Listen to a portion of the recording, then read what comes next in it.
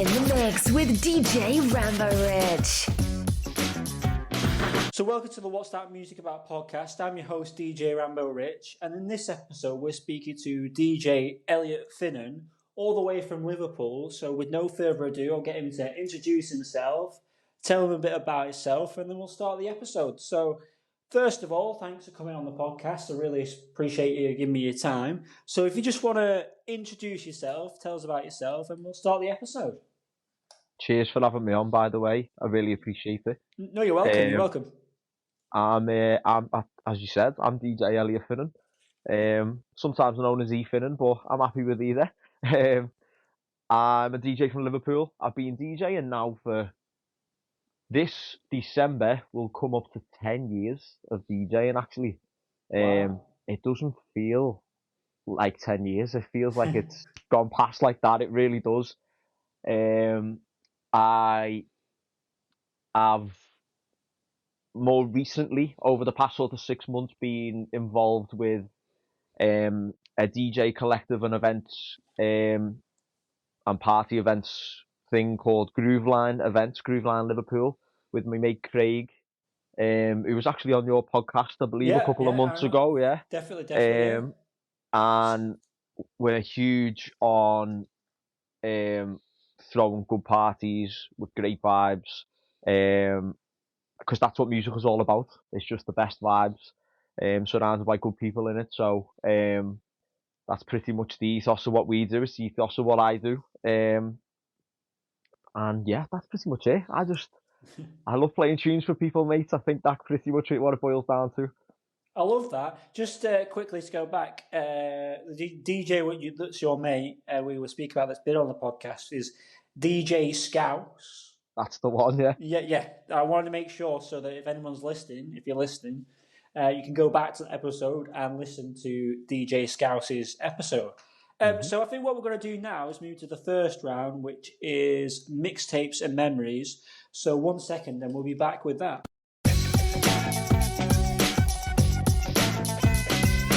Okay, so this is mixtapes and memories, and in mixtapes and memories, we talk about past memories and the first memories of in music. So to start this off, what is your earliest memory of music? That is a good question. Wow. Probably driving around with my family in the car. Used to have one of those CD, like a Walkman, but it was like you put a CD inside it and it was battery powered. Yeah. And you plugged your headphones in. That's probably around that time, driving around with my dad, maybe going to like the swimming baths or something. Like you had your headphones in, like a really old pair of like over-ear plastic headphones, a sort of CD in there or a mixtape or an album of some sort. Yeah, that's probably it, That's a really good question. Actually, that's got my mind thinking. Well, this is why I ask it, because we don't think about these things, but then like you go forward and you think actually that had a bigger influence than I realised at the time. I mean, me and my family would do something similar, but we had like the CD player in the actual car, and we used to have a big like one of those folder binders with like CDs in, and you like flick through it and like choose one. So yeah. So what sort? So going back to that, what sort of music are we talking? Like, what sort of era of music is this? What sort of decade? Well, I'm born 97, so this is early 2000s, around this time, maybe like 2002, 2003, probably. And it was a wide variety of things. The musical influences in my family are really, really broad. My dad is, he used to be a DJ himself, probably back in maybe the 70s. He did a lot of sort of Parliament, Earth, Wind and Fire, and all that type of stuff. So that's definitely going to be in there somewhere, OG soul and stuff. For me, I think for me, I was probably listening to Eric Price. What was it? Okay. Call on Me.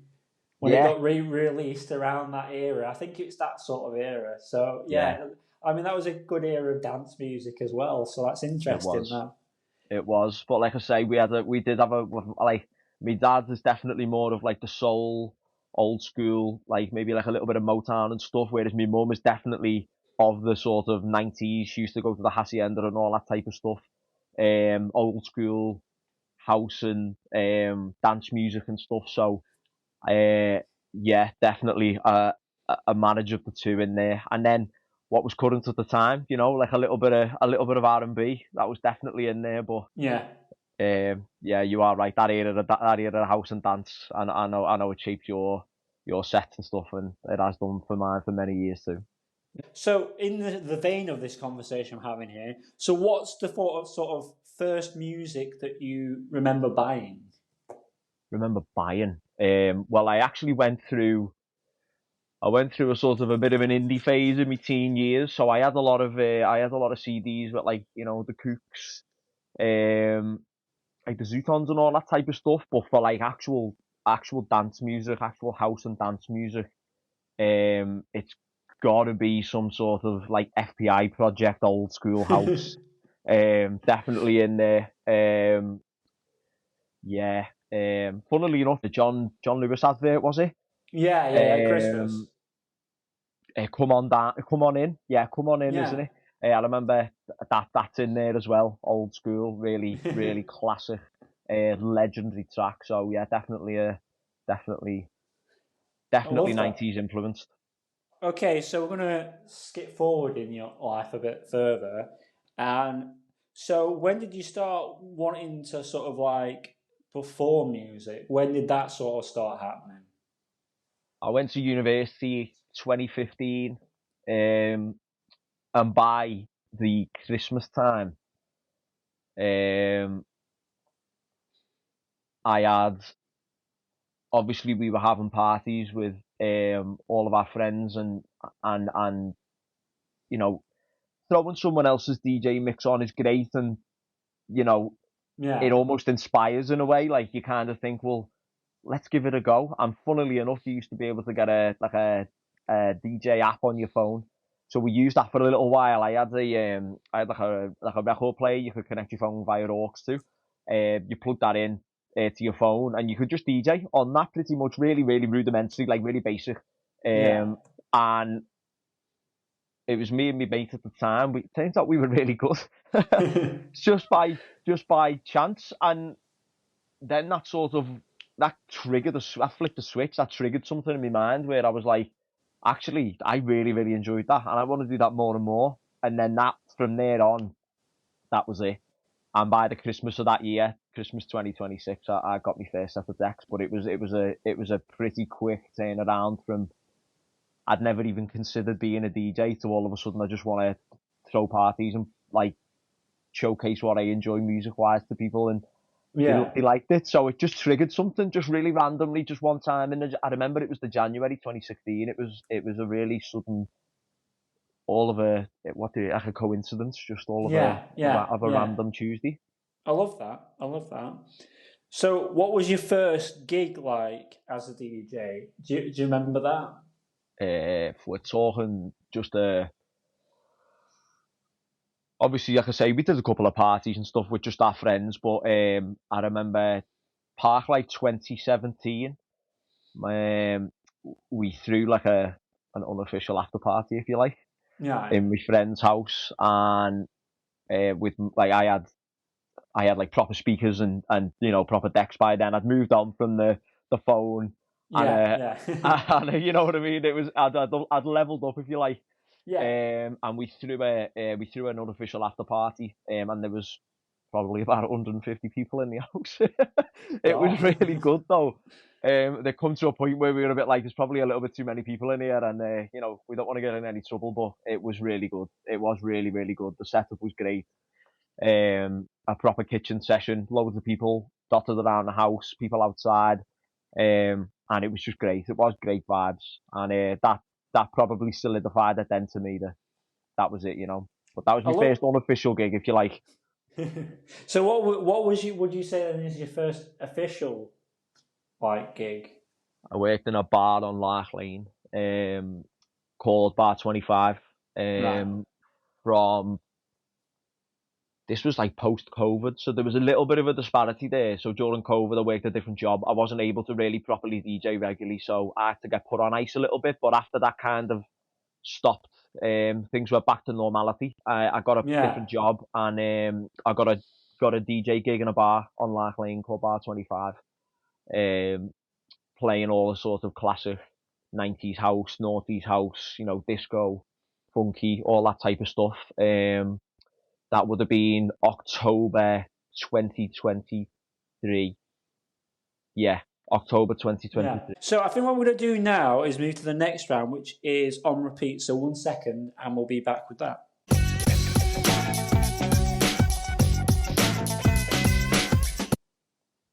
Okay, so this is on repeat, and in on repeat we talk about what you're currently doing.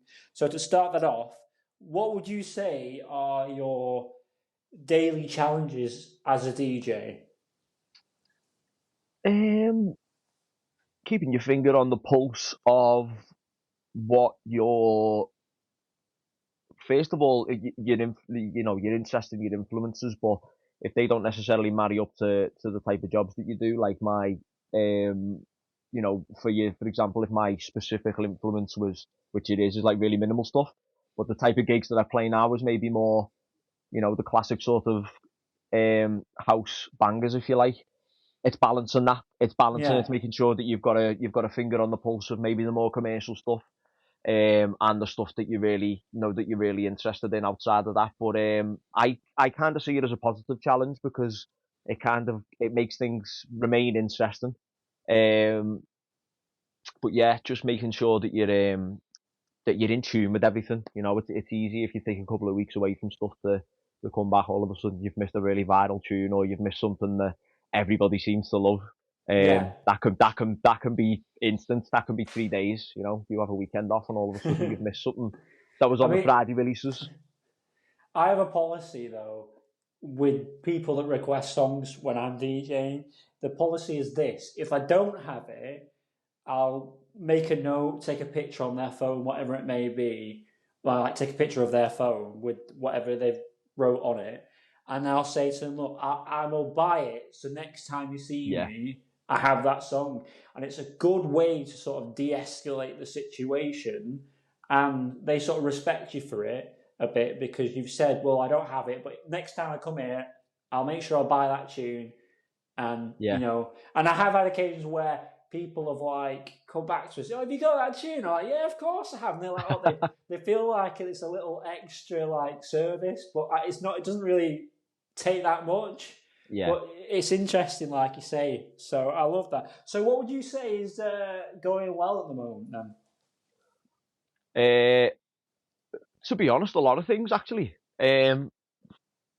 I I've partnered just over a year ago with Epic Nights, and they do gigs all across Merseyside, really, with the same, like I say, the same sort of vibe, all the classics, all the funky, all the disco, and I've been doing that for over a year now, and that's been a nice regular sort of um, spot for me to be able to play in front of people, which I Yeah, think is a it's an experience, and it's so invaluable if you want to be a DJ. Being able to read the room, being able to um, know what people's tastes are and aren't on any given day. A Friday in one bar is different to a Saturday in another bar.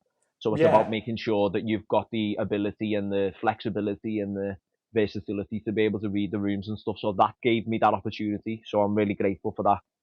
Shout out for Ben for that, and Grooveline. So Craig, who I mentioned earlier, we've been in partnership with each other regarding um, focusing on underground house tech and minimal since about September now. We had our launch party in November, and we've just actually today, just before you rang me, actually announced our first event in Liverpool. So that's been a really nice trajectory, that from being introduced to Craig towards the middle of last year, to within sort of 8 months we've announced our first event. So that's been a really positive sort of driving force for me over the last sort of 6 months. It's given me like an outlet to really focus on the type of music that I'm passionate about as well. Yeah. Like I said to you earlier, you know, when you've got two maybe musically contrasting genres in a way, it can be easy to get lost in the sort of muddied waters of focusing too much on one. But it's given me a real sort of focus and driving force to stay focused on what's really, you know, gonna hopefully be the start of something really, really good. Yeah, definitely.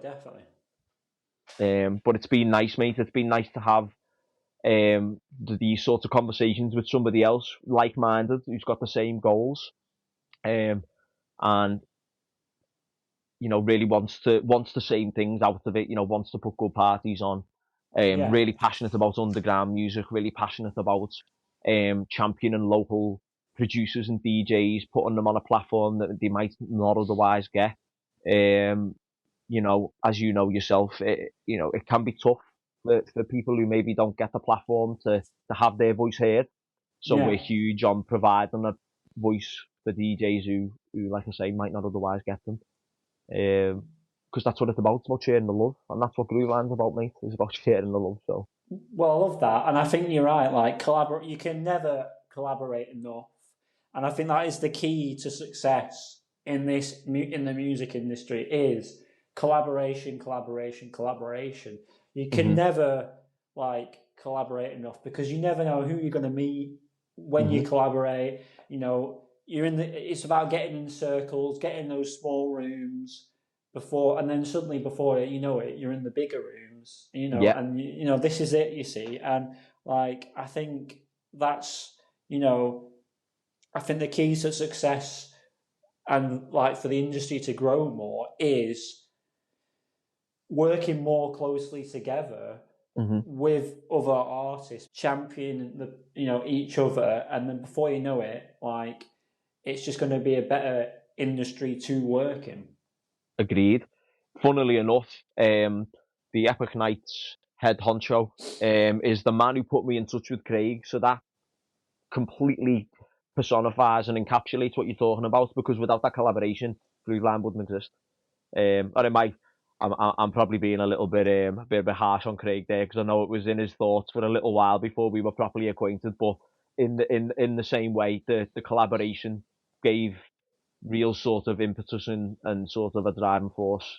So through us collaborating with somebody else, we were able to sit down in the small rooms and be able to sit there and talk to each other. And now we're throwing a party in a venue small room. So that's come full circle in a way. So it's nice. It really is. But I mean, this is what the podcast is about. It's about like champion local and further afield artists because I feel like that's the thing that people forget is you want, like for me, I'm trying to champion Preston, right? Preston, Lancashire. Obviously, the Northwest is included and further afield, but my goal is championing Preston, right? But at the same time, you can't exclude people further afield because I look at it this way. Like, you want those bigger acts to come to your city and perform. And this is part of it, you know, like collaboration again. I may speak to someone and they go, oh, yeah, we want to go and do a gig now at the Ferret in Preston. We spoke to that guy. And, you know, you're representing your city. So it's so important, like I say. So, For sure.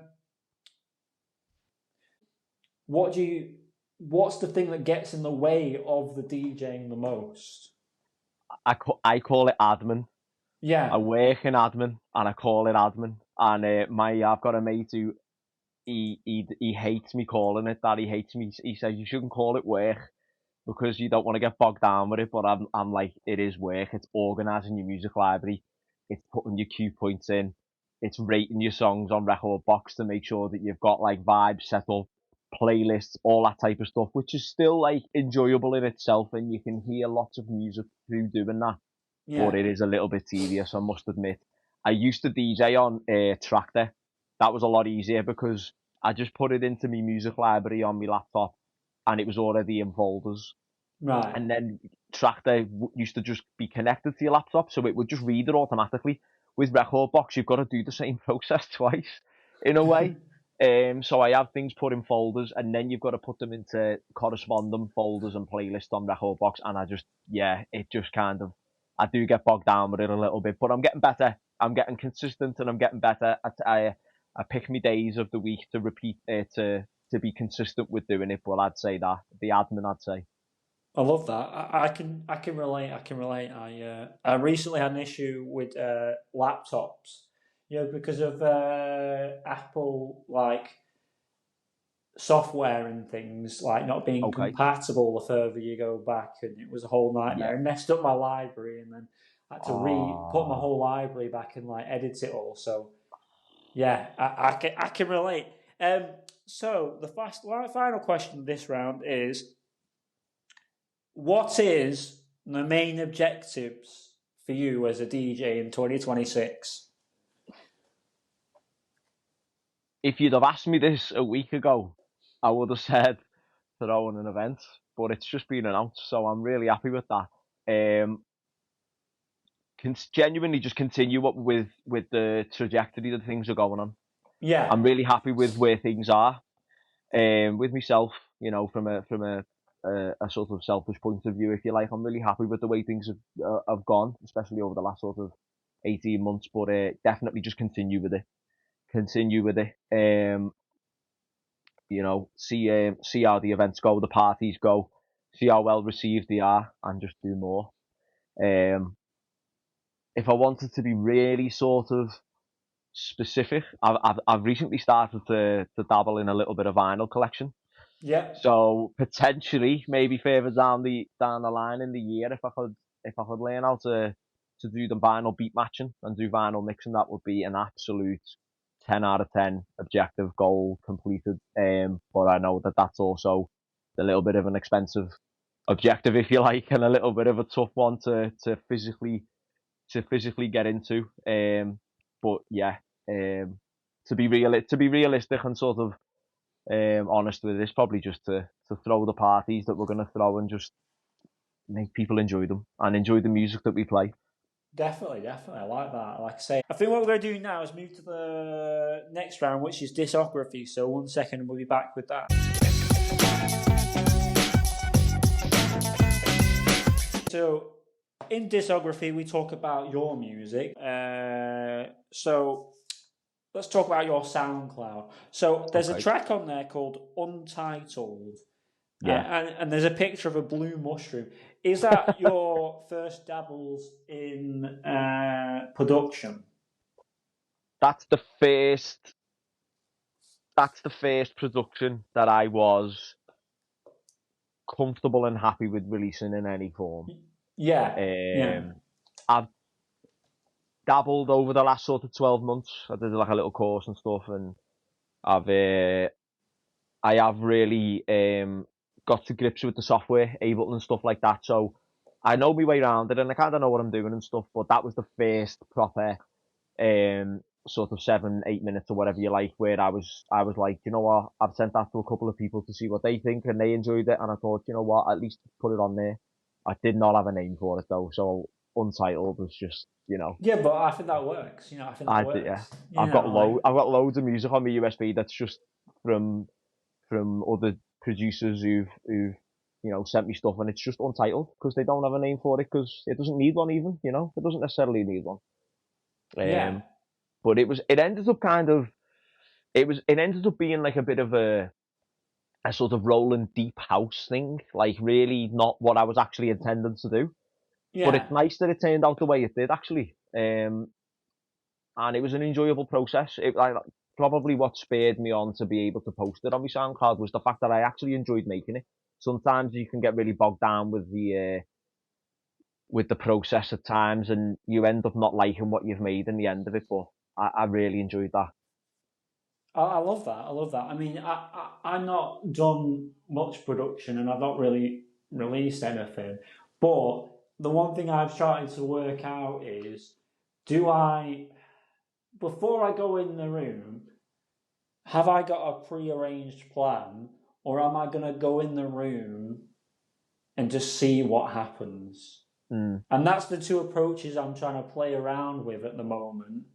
Is Yeah. like, I feel like my approach to like production will be very much like, okay, we have no idea what we're about to make. I have no preconceived plan, unless it was a remix.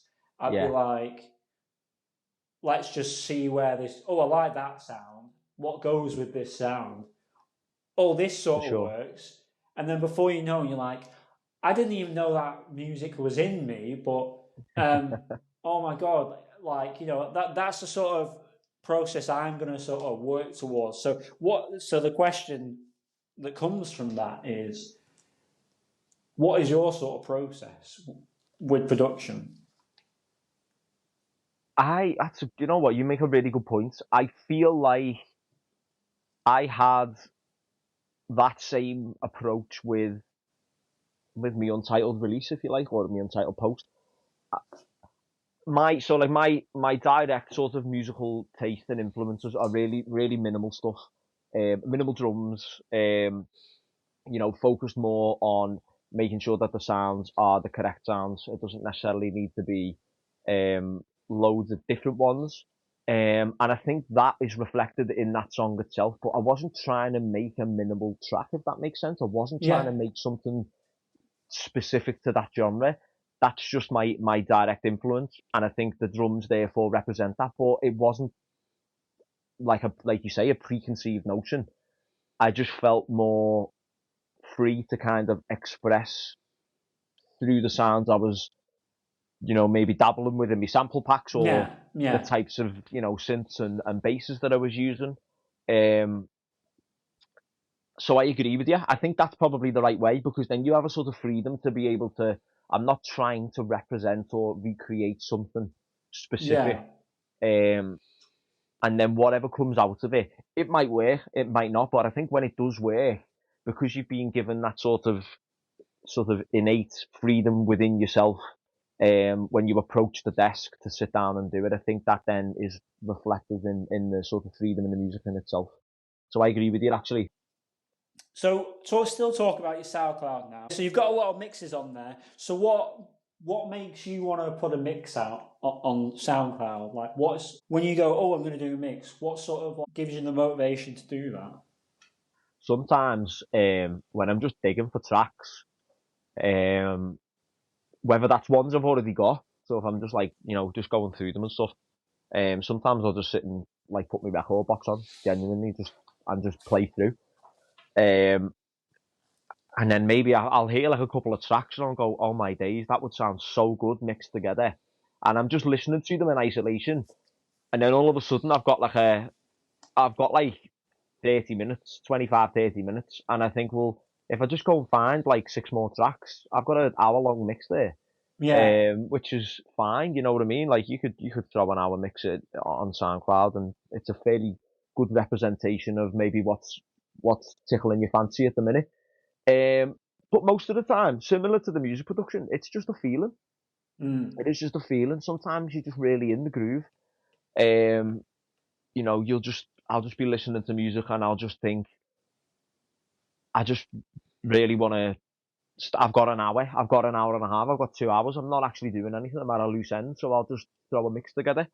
Um, I think, um, like I say, when I'm digging for tracks as well, if I'm finding new stuff, if I discover a new record label, or if I find music that I've not, come across before or whatever, and I really want to, and it really, I feel represents me and my sound and the type of stuff that I would play in a club if I was given the opportunity to. Then I'll also get that sort of feeling where I'll go, well, stand here and do a mix, do a 90-minute mix, and see how it turns out. And if I like it, I'll put it on my SoundCloud. But it's the feeling. Music makes you feel, so I think that's a big part of it. Um, I don't go into it with I used to, and this is one thing that I will say, is that I used to put the pressure on myself, to try and do a mix at least like once a month, and Yeah, there was loads of times where I hated it, and I hated listening back to it. The mixing was off and it didn't flow right, and I feel like and it comes back to the pressure point we were talking about earlier. So I stopped doing that now, and now I just I do it when it feels right. Yeah. Like I say, whether that's because I've just discovered like 3 or 4 really, really good tracks that I really think, would like I say represent me sound or something, or if I'm just sitting there and I'm boogieing and I think, yeah man, just throw them together and see what happens. All of a sudden, you're 90 minutes into the mix and yeah, you've had a great time. I'm trying to do a live stream every Thursday night at 7 p.m. And I've had the same pressures of like you've got to like sort of what you were saying there, like you've got to have all this stuff done and stuff. I might have done like 4 or 5 different genres of music, but Yeah, like it's a little nice little journey I didn't know was going to happen, and it's great. Sometimes I get like messages from people abroad as well, and it's crazy because of technology that you can be like yeah, sat in your house with a microphone and your DJ thing, like it's a radio show, and like speaking to people around the world. It's mental that, but like I it say, is. talking of radio, you did a mix for a radio station, if I'm right with my research. Do you want to talk about that a bit? You'll have to remind me of the name of, if you don't Uh, mind. Sorry, mate. is it Strava Oh, Radio? Savara, yeah. Um, Savara. Oh my god, I'm so dyslexic. I am actually no, dyslexic. To people that are listening, I am dyslexic, so that's why I said that. no, it's fine. I know. It's only because I've been down there a couple of times. You see, it's you go down there and they'll record the video for you as well as the audio and stuff. And I've been down there a couple of times. Speaking about mistakes, actually, the first time I went there, the very first time that I went there, I was new to Pioneer decks, and Right. I queued the wrong deck, so the music just cut out, and I was so embarrassed because you can see on the video as well, like I press it and the music cuts out, and then you just see me face like the realization that the music's just gone off and stuff. So I yeah, love it's that. I always call those moments the moments where I get humbled because had yes, a gig where it was going well and I pressed the wrong deck. So yeah, I used to do acting, so I can think on my feet quite quickly. okay. I shouted at the top of my voice. Let's listen to that again. Everyone cheered, and I pressed play, and there was nothing.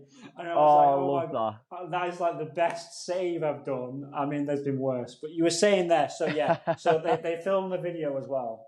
Yeah, they do, and like I say, I've been down there a couple of times. They're really great. They're massive on promoting and championing young local up and coming artists, DJs and stuff. And it's not even necessarily specifically house music. Yeah. Um, it's of all genres, of all backgrounds. And they're actually renovating as well. So I know that they're going to be opening up again soon. I'll have to get myself down there again. But yeah, I think there's been a good few sort of minimal mixes I've done since I've been down there. Me and Craig did a sort of back to back there for his Scouts and friends as well.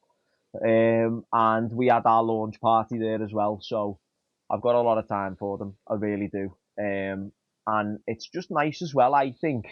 Um, in a kind of similar point to what you made earlier about being in front of crowds, being in front of a camera is a bit of a really weird experience as well. If you've not done it before, or maybe you Yeah. don't film Yeah. yourself DJing all the time, I think that's because you actually don't know at the time when you're DJing. You don't know how many people are watching. There could be loads of people watching that you simply don't know. Yeah. And if you've gone on your own, you're pretty much DJing to yourself in a way, which is kind of freeing in its own way. But then also, from you look up and there's just a camera filming. It's a bit of a surreal experience, but it's really good.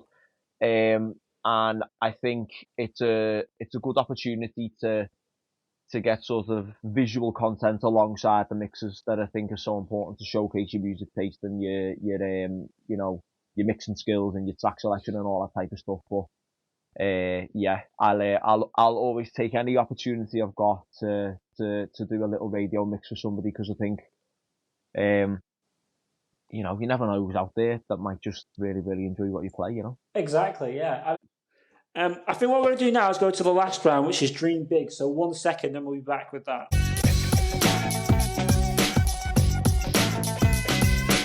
Okay, so welcome to Dream Big, where we talk about future aspirations. So to start that off, I'm going to ask the first question. What do you feel is a goal that you want to achieve in the future that isn't that too far away? Oh, that's a good one. Release a track on an EP, or release an EP maybe like on Bandcamp or for a record label or something. I think if I put the repeated sort of time and energy into the production side of things, I don't think actually. I think by the end of the year, I think that's definitely an achievable goal. Or Definitely. outside of that, outside of the production, but maybe just the DJ in itself, like getting like a slot on like a festival in the summer would be fantastic. As Yeah, through yeah. mine or as me, would be great. Like that, yeah. You could see the smile on my face straight away. Like that's, I'm thinking about that, Definitely. and I'm like, wow, stars in the eyes, yeah. Yeah, I mean, 100%. So, next question is, who's the dream artist to collaborate with? Now, for me, it's 2 or 3 people that stay the same, but then depending on what I'm listening to that week, there's another Yeah. person that pops in. So there's always a slot that always changes, but the main ones are the same. So who would you say? Oh, that's a good question. I'm gonna go with Mihai Popoviciu. He's a Romanian artist. Really groovy bass lines. Really, just honestly, go and listen to him. He's absolutely fantastic, an absolute wizard with production. He knows how to make a bass line give feeling. There's a clip. There's a clip on one of the sets from the launch party in November, and I play his song. I can't remember the name of it off the top of my head. And you see me visibly, I look to somebody from behind the camera, and I'm like visibly saying that I've got goosebumps. There is like it. There is a. I keep saying music is a feeling, and his tracks are just sensational. So if I was to go down that route, I'd say him. He's absolutely brilliant. If you haven't listened to him before, go and listen to him, because I definitely will, some yeah. of the run of productions that he's on at the minute, mate, is just unbelievable.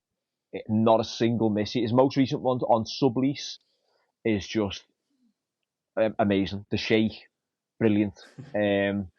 So yeah, I'd say him. What a guy. If you're listening, Mihai, let's collaborate. What a guy. I think one day, my aim for this podcast is one day that all the people that have said, including myself, if you're listening, is for those people to be listening. So, Yeah. in the future, so future Richard, if you're listening, I will, cut up all the bits and then, they have actually Yeah. listened. So, they've Yeah. not yet, but, I will, like I say. But, so another hard question incoming. Dream venue to play at. So, if they called you up today and said, you've got the gig, where would it be? If it was Liverpool only, if I'm picking only Liverpool, I can say that I've done Kitchen Street in Liverpool. Shout out to Glass Liverpool for giving me that opportunity. I can say that I've done that, so that's kind of ticked off. We're doing WAV in April, so that's kind of ticked off. So if I'm gonna go outside of those two, I'm gonna say like Blackstone or Invisible Wind, massive venues. Um, yeah, huge venues, like thousands of people. I think it's like 4 or 5K cap or something like that, but huge venues, massive in terms of like the types of events that get put on there, types of DJs who are on there, you know, your Stussies, just yeah, massive. So I'd say that for Liverpool, if it was Liverpool, I'd say Invisible Wind Factory or Blackstone. If I'm doing Yeah. nationally, if I'm doing UK, um, oh, I mean, there is so many. It's a Studio hard. Three, Studio 33, is it Studio 338? I think I know what you mean. Yeah. Down in London. Yeah, it's one I've not been to. So I'm going to go with them. That's See, really up my alley. I'm going to sound like such an old man here, but for me, like because of the generation, and my favorite DJ is Pete Tong. Like I'm his fanboy for life. So obviously the answer I say is going to be obvious here, but it would be Ministry of Sound for me. So when people look back on you as a DJ and they look at your music, because obviously in the future you're going to release music, so how do you want people to remember you as a DJ and the music that you future release? That's a good question. You've been followed them tonight, mate. It's another good question. I just wanted to make people move. I just want to make people move. I want to make people dance. I want to make people two-step. And if my productions can make you two-step, if they can invoke a feeling that makes you want to get off your backside and dance, if it makes you want to two-step, if it makes you want to groove, if it makes you want to swing your hips, tap your toe, then yeah. If you listen to me mixes and you get taken on a musical journey and it makes you want to dance, then I've achieved something and I'm happy with that. I love that. So we're going to round up the episode now. So it's been really great speaking to you. So do you want to give a shout out to where people can find out about Grooveline events? Yeah, sure. Thanks, mate. If you go to me Instagram page at efinan.dj, it's in my bio, or you can just go to @GroovelineLVP, where you'll find clips of our launch party, posts about our subtle radio mixes. We have a subtle radio residency for the next it's a 12-month residency for subtle radio down in London. So me and Craig do alternating guest mixes.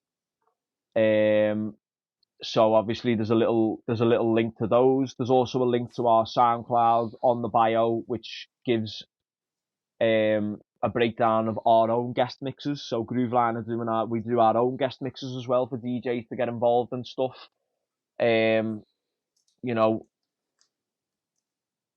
on there. That's in the bio, and information about our first proper event, which we are so happy and excited to have announced tonight. Like, you have no idea the relief in a way, but also the excitement that's invoked in all of us. Honestly, like it's huge. WAV is a iconic club with probably the best sound system in the city in a way, for the size of the venue that it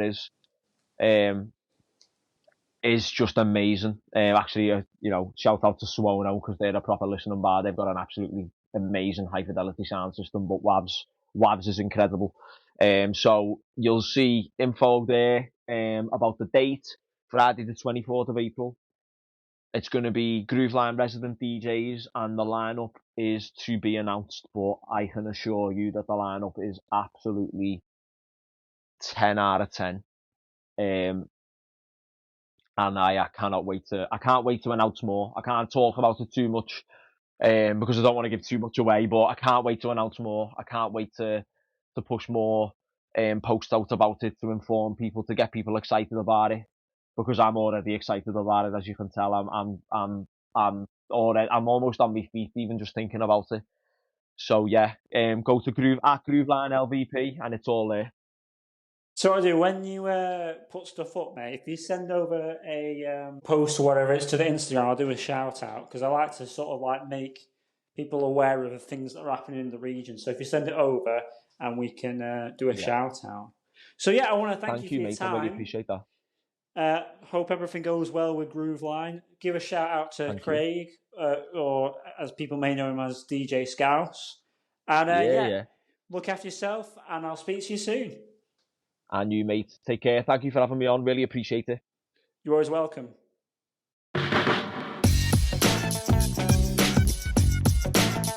In the mix with DJ Rambo Rich.